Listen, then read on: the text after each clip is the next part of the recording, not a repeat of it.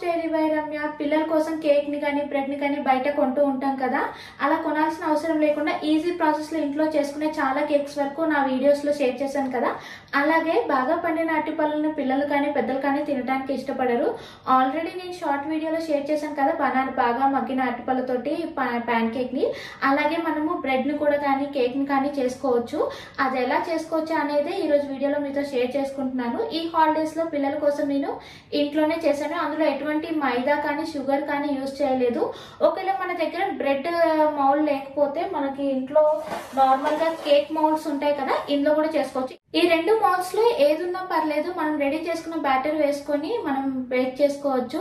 నేను రెండు కూడా చెప్తాను, స్టవ్ లో ఎలా బేక్ చేసుకోవాలి, ఇంకా ఓటీజీలో ఎలా చేసుకోవాలో రెండు కూడా క్లియర్ గా ఈ వీడియోలో షేర్ చేసుకుంటాను.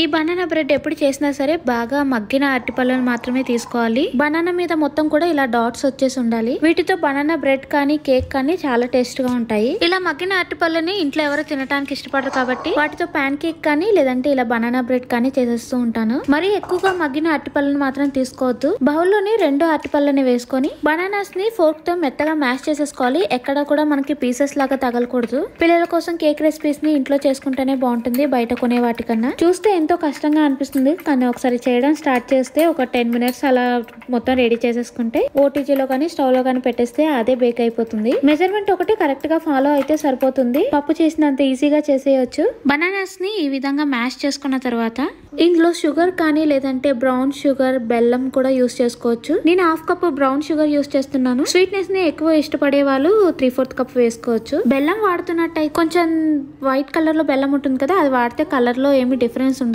మనకి, కేక్ లో అయినా బ్రెడ్ లో అయినా. 1/3 cup మెల్టెడ్ బటర్ వేసుకొని విస్కర్ తో మొత్తం బాగా కలిసేలా కలిపేసుకోవాలి. ఒకవేళ ఇలా మిషన్ ఉంటే దీంతో కూడా చేసుకోవచ్చు. దీంతో తొందరగా అయిపోతుంది. ఒకవేళ విస్కర్ యూస్ చేస్తున్నట్టయితే కొద్దిగా టైం ఎక్కువ పడుతుంది మిక్స్ చేయడానికి. ఇలా అన్ని కలిసేలా బాగా మిక్స్ చేసుకున్న తర్వాత ఇందులో 2 eggs ని వేసుకొని మళ్ళీ విస్కర్ తో బాగా కలిసేలా కలిపేసుకోవాలి. ఎక్కడా కూడా మనకి ఎగ్ స్మెల్ రాకూడదు. ఒకవేళ విస్కర్ తో చేస్తున్నట్టయితే మనకు ఒక 5-10 నిమిషాలు అయితే టైం పడుతుంది. ఒకవేళ సరిగా మిక్స్ చేయనట్టయితే మనకి ఎగ్ స్మెల్ వస్తుంది కాబట్టి కొద్దిగా టైం తీసుకొని బాగా మిక్స్ చేసేసుకోవాలి. బాగా మిక్స్ చేసుకుంటే చూసారా బబుల్స్ ఈ విధంగా వస్తాయి. వెట్ ఇంగ్రీడియంట్స్ అంతా వేసేసాం కదా, ఇప్పుడు డ్రై ఇంగ్రీడియంట్స్ వేద్దాము. జల్లెడని పెట్టుకుని జల్లెడ కింద పడకుండా అక్కడ కార్నర్ లో మన స్పూన్ పెడితే జల్లెడ కింద పడదు. ఇందులో 1 cup గోధుమ పిండిని వేసుకోవాలి. గోధుమ పిండితో నచ్చదు అనుకుంటే మనం మైదాను కూడా యూస్ చేసుకోవచ్చు.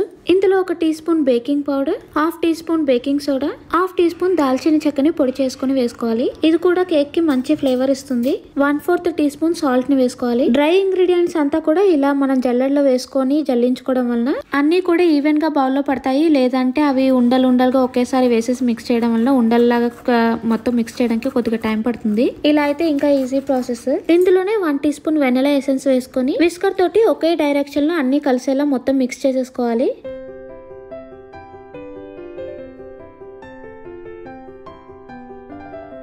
మొత్తం మిక్స్ చేసుకున్న తర్వాత ఈ కన్సిస్టెన్సీలో బ్యాటర్ ఉంటే సరిపోతుంది. మనం దీనికోసం కేక్ మౌల్డ్ అయినా యూస్ చేయవచ్చు, లేదంటే ఇలా బ్రెడ్ మౌల్డ్ అయినా యూస్ చేసుకోవచ్చు. బటర్ పేపర్ ఉంటే బటర్ పేపర్ పెట్టేయండి, లేదంటే కొద్దిగా బటర్ ని అప్లై చేసి పైన కొద్దిగా మైదా కానీ గోధుమ పిండి కానీ స్ప్రింకిల్ చేసుకుంటే కేక్ రెడీ అయిన తర్వాత ఈజీగా వచ్చేస్తుంది. మనం రెడీ చేసుకున్న బ్యాటర్ అంతా కూడా కేక్ మౌల్డ్ లో వేసేసుకొని ఇందులో పిల్లలకి నచ్చితే మధ్యలో చాక్లెట్ చిప్స్ వేయొచ్చు, లేదంటే నట్స్ ని కూడా మనం వేసుకోవచ్చు.